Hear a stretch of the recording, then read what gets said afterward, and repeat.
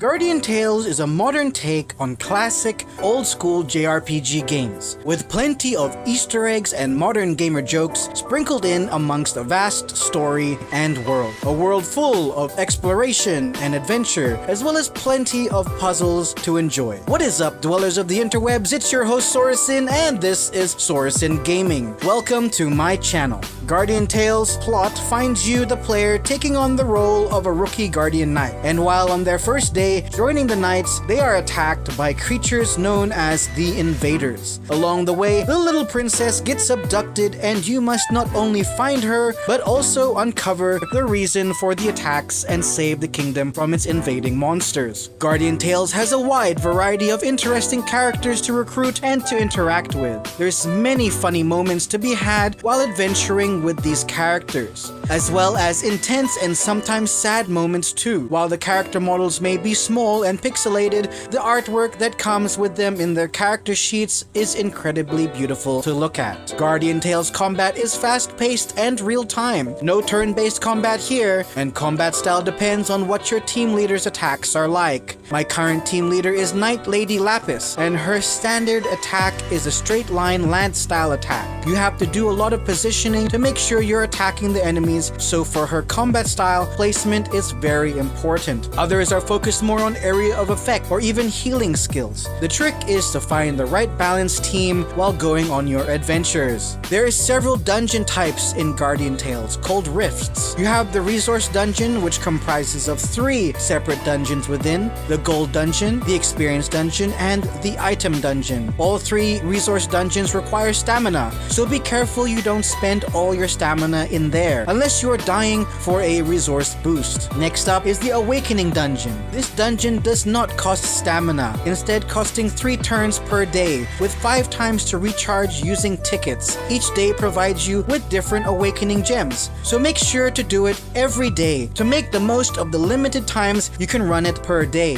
And the final 3 rift dungeons are evolution stone dungeons, comprising of 1 skill dungeon with earth and basic evolution stones, a solo dungeon with fire and light evolution stones, and finally a damage reduction dungeon which gives water and dark evolution stones. These 3 evolution dungeons do cost stamina, so you can run them as much as you want, as long as you have the stamina to spare. The next combat dungeon is the tower dungeon, which for most of you, I'm sure you're already very familiar with what that is. Guardian Tales Tower Dungeon is pretty similar, but each stage not only gets more challenging, but also has puzzles to solve as well as defeating monsters. I find this type of tower dungeon quite fun indeed. There are 3 modes I have yet to unlock. I tried my best to push to unlock them within a reasonable time frame, but after 10 hours of gameplay, I still was no way near to unlocking them. The game zones are just so big in what they have to offer. It's definitely not one of those level up everything quick type of games. But according to the Play Store, there is a real-time PvP mode, which I'm guessing is in the Colosseum. As for the multiplayer mode, I'm not too sure what that is. Unfortunately, I could not reach that far in the story to unlock it. After all, I cannot spend all my time on just one game for a video.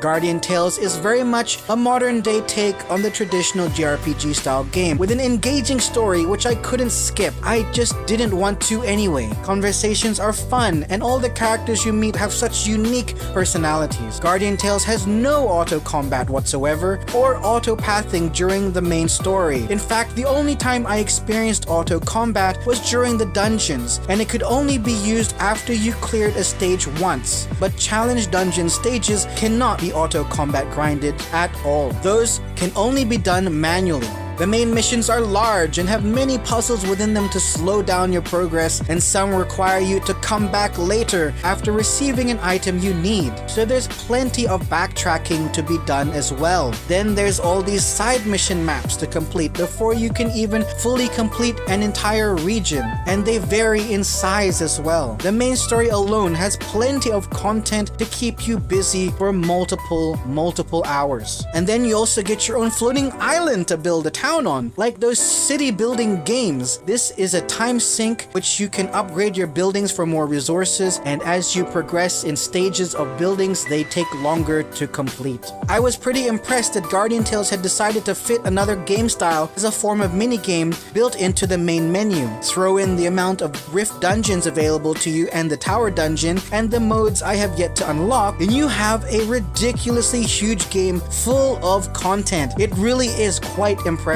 And if you join a guild, you can enter the guild hall and practice your DPS on the Scarecrow and compete with other guild members. There's also guild raids with several raid bosses to choose from. There is a gacha in Guardian Tales, and it's not a bad one either. Thankfully, they have separated the characters from the equipment, so you're not rolling for both within one gacha. That's just the way I like my gacha games. I did manage to get a 3-star character before the banners changed, but it wasn't the one I was aiming for. Got a completely different one from the banner I was rolling on. She's still awesome, so I'm not really complaining. So far, Guardian Tales has been very generous with how it distributes premium currency for free players. I have been able to make multiple times 10 rolls over the past 10 hours of gameplay. Honestly, I'm having trouble finding anything to complain about with this game so far. Guardian Tales graphics tries to remind you of classic JRPG games, while also still making sure it looks modern at the same time. The characters are small pixel art in-game models, and the environment is bright and crisp while keeping a modern game feel. Also, the art style of the characters is beautiful as well. Guardian Tales also goes up to 144 frames per second for those whose phones can handle it. But if you choose to go for the highest frame rate, your phone will get pretty hot. Thankfully, I always have my Black Shark Fun Cooler Pro handy for situations like this. Guardian Tales audio is just wow. The music is just gorgeous to listen to. I find myself just enjoying the music every time I'm playing. The characters' English voice acting is also good. I don't hate it, but sometimes I find their voices maybe a bit too quiet, or maybe the in-game music is it's too loud. Action sound effects are also punchy and believable. Guardian Tales probably has one of the best mobile game audio I've experienced, with Genshin Impact probably being the best. Overall, I feel Guardian's story is an amazing mobile RPG game. There's no auto-pathing or combat in the main scenarios,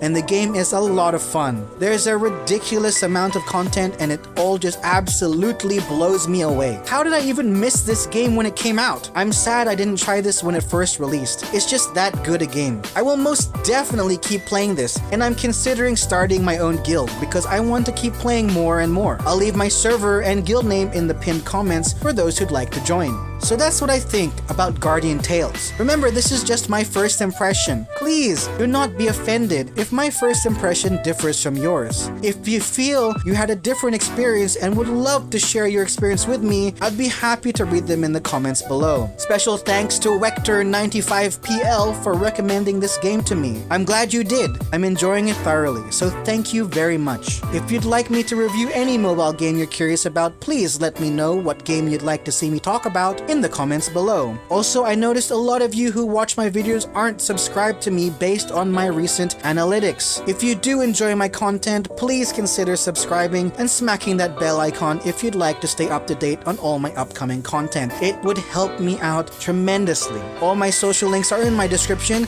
so please follow me if you feel like it. I hope you enjoyed this video. Take care, be safe. This is Sorensen Gaming, signing off.